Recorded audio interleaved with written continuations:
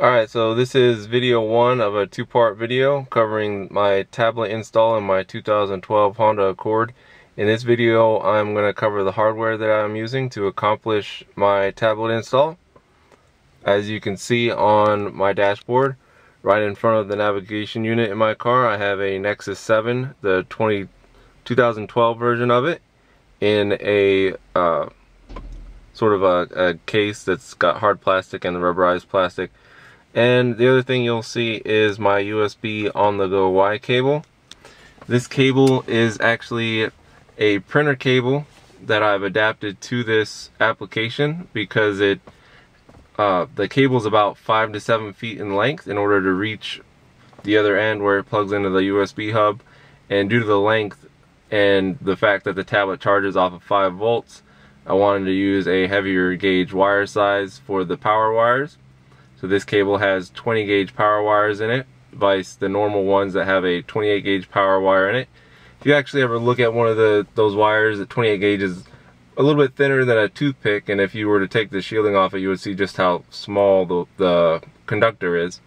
So the 20 gauge wire is actually a nice upgrade for it to charge, because it charges at about 2 amps, and that's running over that little tiny wire. So this definitely helps with that. You'll see, notice this connector here is actually a micro USB connector, and this enclosure is a potting enclosure. It's a very small potting enclosure that I've bought a micro USB breakout board that's available from robotic supply shops, and that breakout board has 5 pins, so it makes it easy to wire up that micro side of the USB on-the-go Y cable. I really need that breakout board in order to use those 20 gauge wires. If you were to try to do that with a standard size micro USB connector, you would not be able to. So that is probably the largest micro USB connector you will ever see. The entire enclosure is potted, and then this side is closed off and it's epoxied shut. If you want to see some pictures of that, they're available on my Drive Accord thread that you will see in the comment section below. I have the entire process of constructing that, all the way from soldering to potting to closing it up. It's all displayed in that thread, as well as you'll find block diagrams of this entire setup there. Now the other end of that cable, on this end of this cable actually, it has 5 pins. So it has the red wire, which is our VCC, our source voltage, which is 5 volts coming from a power supply. It has a ground wire, and then it has our 2 USB wires, the data wires, which are green is your positive and white is your negative. And then it has the 5th wire is the sense wire for the host mode that tells the Nexus 7 to operate in its host mode. That wire is just a jumper straight to the ground. So basically the tablet gets a ground on that sense pin, and then the kernel knows to activate USB host mode. And without that pin there, the tablet will never go into host mode, and you will not be able to recognize your USB hub, your USB DAC, or your flash stick. So you can either buy off-the-shelf Y cable, or you can construct your own like me. I constructed my own simply because of the length of the cable, and I don't want to have any problems charging with the tablet charging.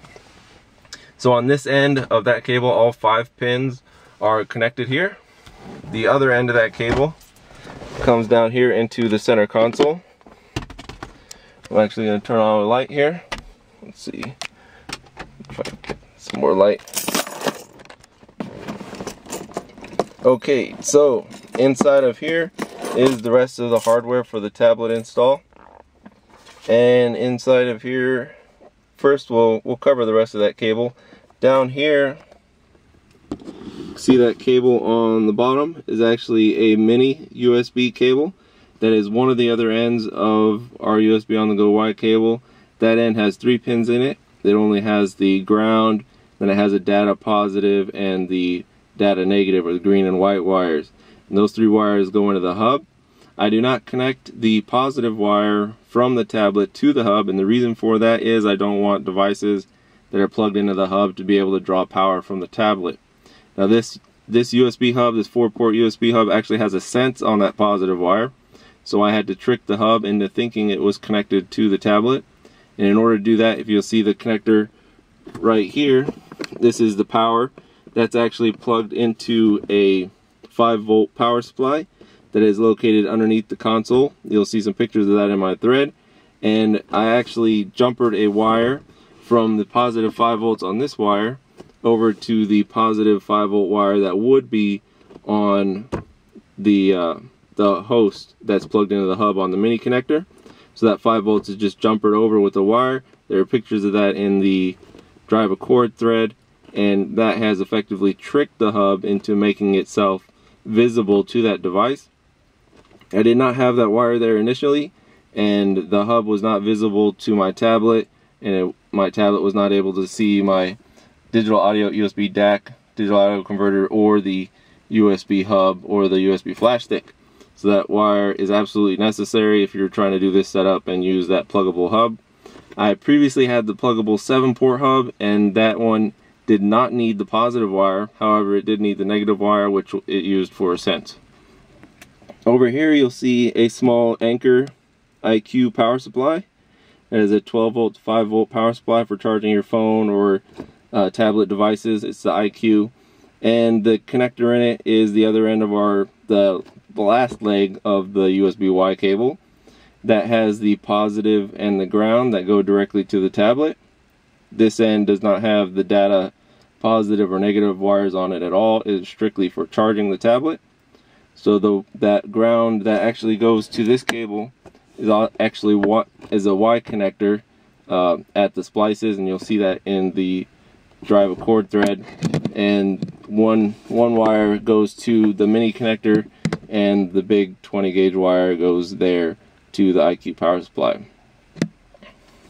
Another thing you'll see in here is my flash stick. I'm using a Kingston HyperX flash stick, 128 gigabytes. It's rather pricey, but it has plenty of storage. It's actually USB 3.0, but it works just fine in this setup. And over here, you will see, let's see if there's enough light, if you can see that. That is a FiO E10K. Let's see, I can turn this light on. Alright, that is a FiO E10K hub, or not hub, USB digital audio converter.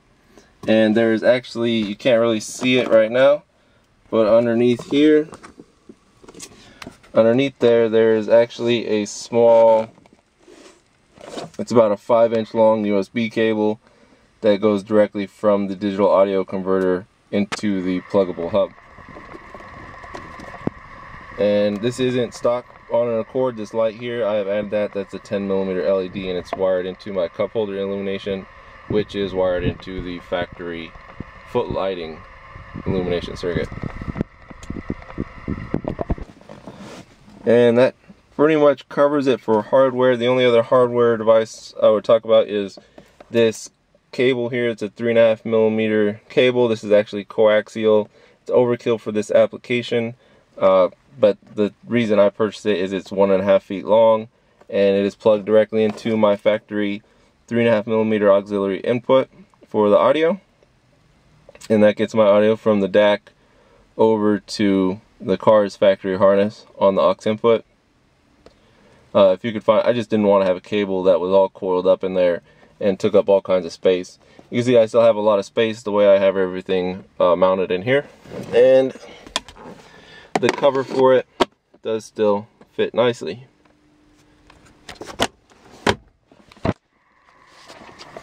And down here, one of the last bits you'll see is a Scan Tool MX. That is a Bluetooth OBD2 scanner that is used for torque. So I can access torque and get all the values off the car sensors. For the mount, this tablet is actually removable. I can unplug my USB micro connector, and the tablet just comes off. It's just a magnetic mount. It holds it just fine driving, and this cable can actually be pushed down inside a little bit, and I can still use factory navigation. And that covers all of the hardware on my current setup.